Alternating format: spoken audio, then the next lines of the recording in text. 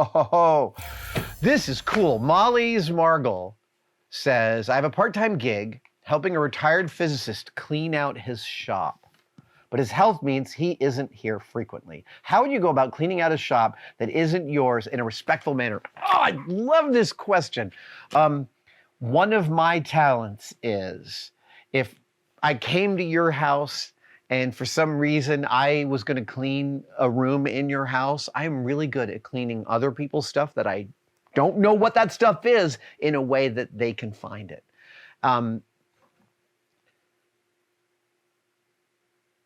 The main thing is to realize when you're working with other people's stuff is that they already have it mapped in their head. And that means that you can't do a lot of sub-packing.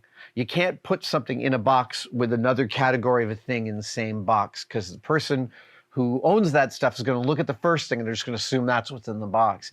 This is a long way of saying you've got to make everything visible when they're coming to do a check-in.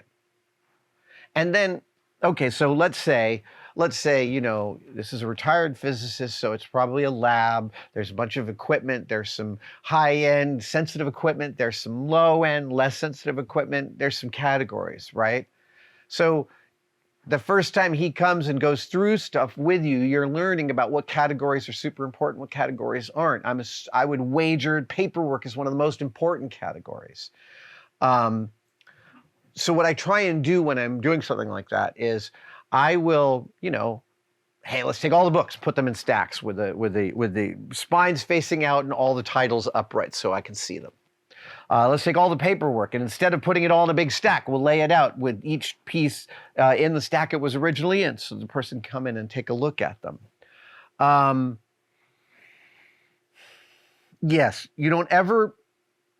The check-in process is completely mission critical to this, right? You need to have them come in and say, keep that, get rid of that.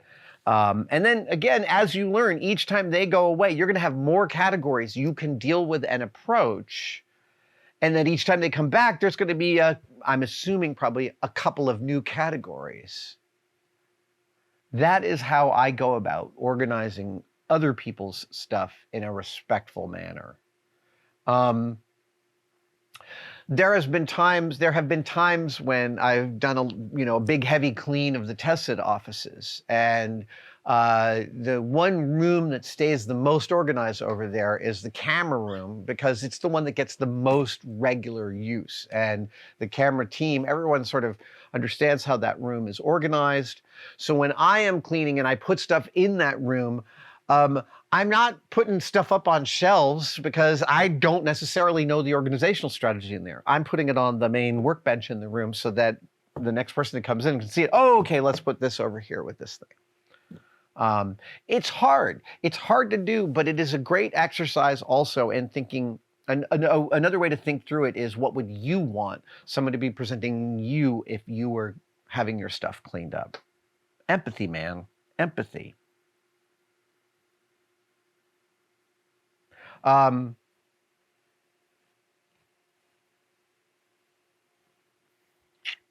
Let's see here. I work in an environment, Paleomaker says the following. I work in an environment where I'm asked on a fairly regular basis to find solutions to practical problems, create something new or modify and repurpose something old. I love everything about it.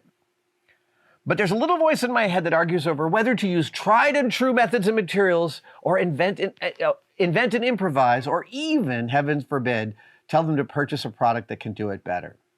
What is your philosophy on stodgy but reliable versus creative and risky, especially in projects you're being paid for? Okay, yeah. Do you ever find yourself switching horses midstream? Yes, I switch horses midstream all the time.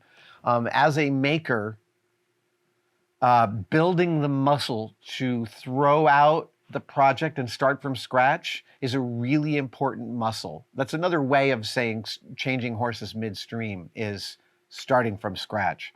And starting from scratch in a build is really hard. I mean, restarting from scratch.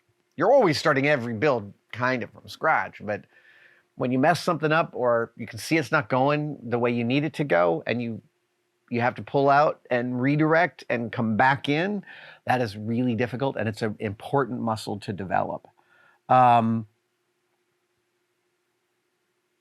My philosophy on stodgy but reliable versus creative and risky is all about my comfort zone with what I'm about to try and the stakes.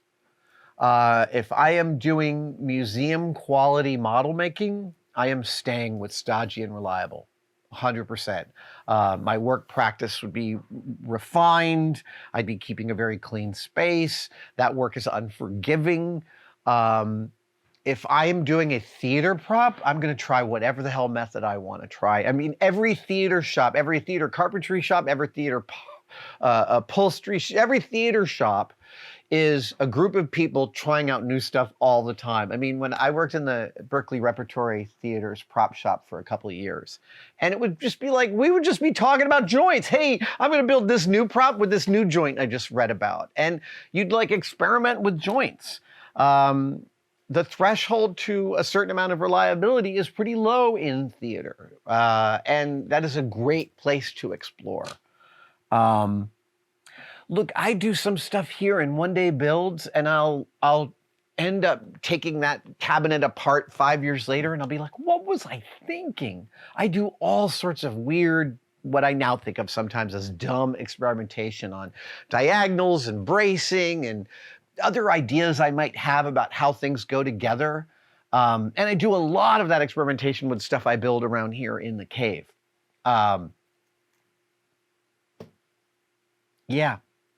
I love experimenting with how to get something done. And, you know, when it's mission critical and you're on the clock, you gotta be pretty good to go way outside your comfort zone and try something brand new. I mean, and maybe it's completely necessary too, right? I've definitely had jobs like that where I learned that the physics was against me and I had to really come up with some new way to solve it.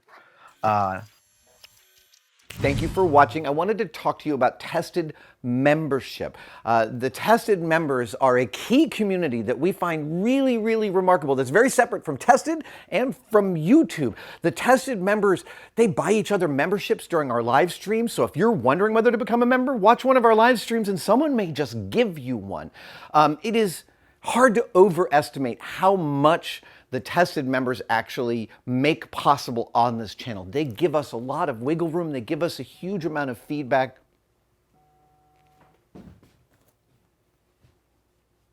That's a member right now. Thank you so much for enjoying your membership. Description for everything you need to know. And for all the members out there, thank you, thank you, thank you.